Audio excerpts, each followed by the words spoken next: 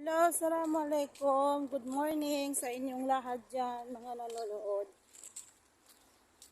Naglalakad lang pala ako papuntang bus station.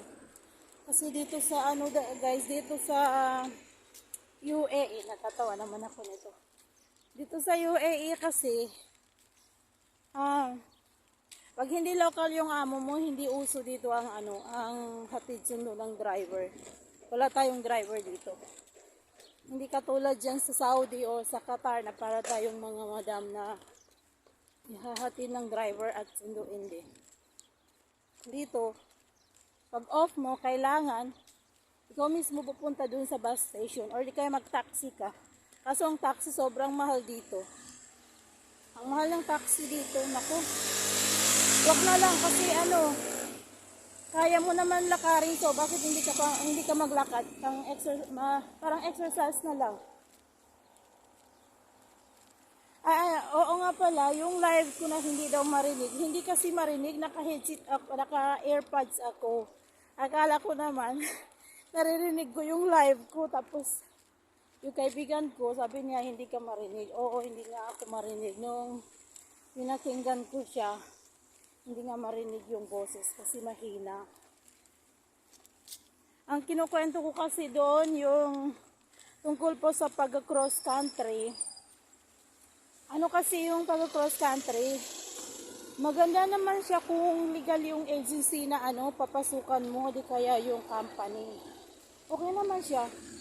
So far naging okay naman yung processing sa akin nung tumawid ako dito. At saka, legal naman po ako dito. Legal naman po lahat ng documents ko.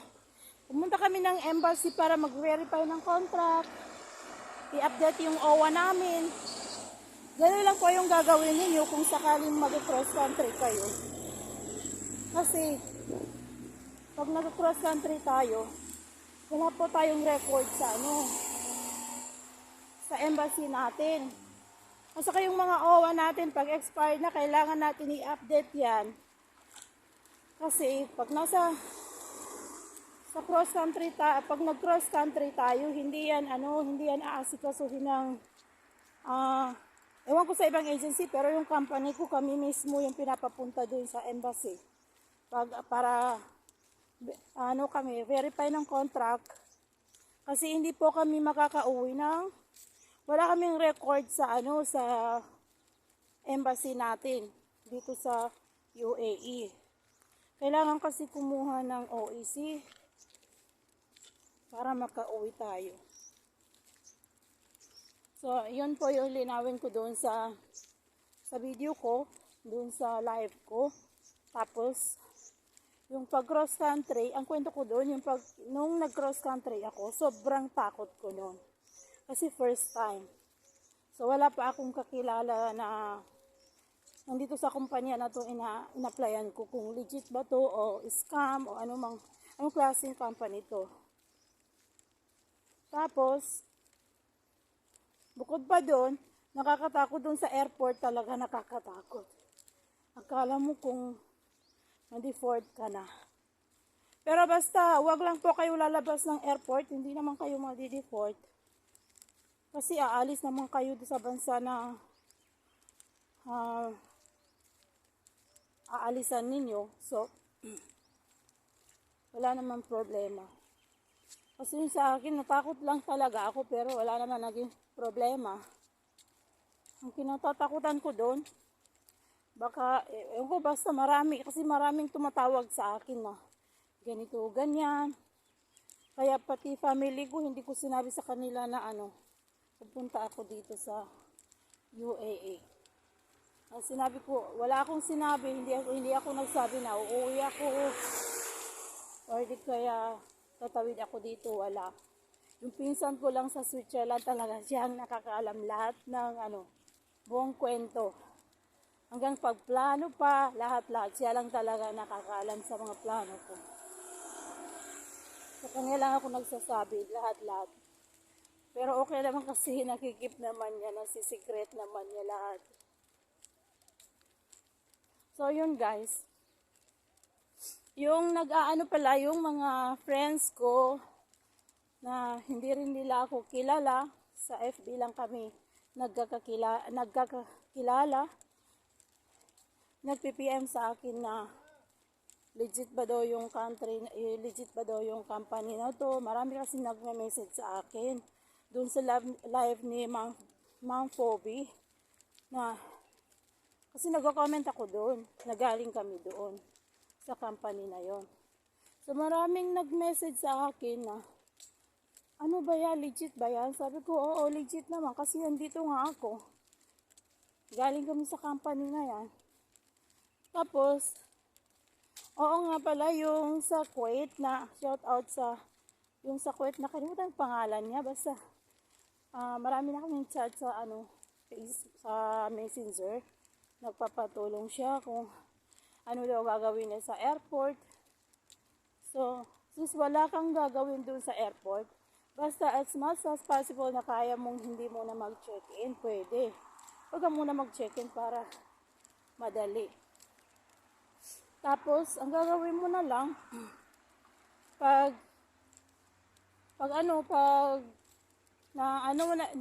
na-pass mo na yung flight mo, pwede ka nang i-book ng ibang ticket papunta dito sa sa Dubai. Kung gusto mo. Pero hindi po ako nagre-recruit sa inyo. Share ko lang yung karanasan ko, yung experience ko pagtawid ko dito. Hindi po ako recruiter, hindi po ako agency. O ano man dyan. Nagsishare lang po ako ng yung experience ko.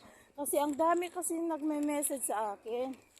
Na pwede ba mag-apply dyan sa company mo? Sa company na in-applyan mo? Pwede naman, pero yung company na to, sa totoo lang, hindi sila kumukuha galing sa Pilipinas, yung mga first timer. Kinukuha lang talaga nila yung may mga experience at saka yung mga re-entry, ganun yung kinukuha nila. At saka, ang tawag doon, oo, nag-cross country, pero bawal daw yun.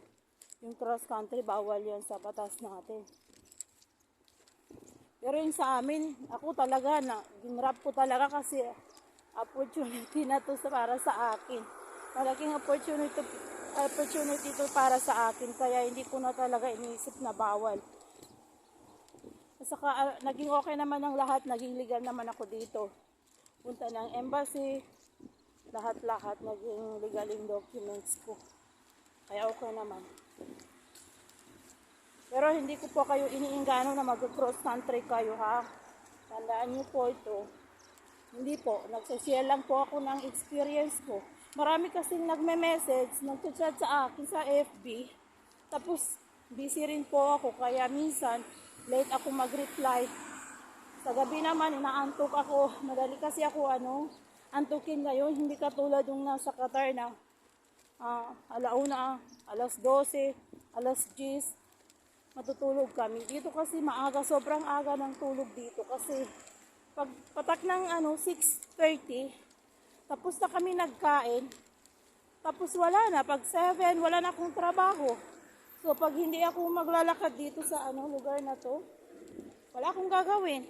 Higa-higa lang, tapos aantukin ka na. Kaya yun. Pero pag okay naman ako, hindi ako tinatamad, yun. Naaya ko yung kaibigan ko. Sabi ko, sige, labas tayo. Maglakad-lakad muna tayo bago tayo matulog. So, yan lang po yun. Sige, bye-bye. Next time video naman.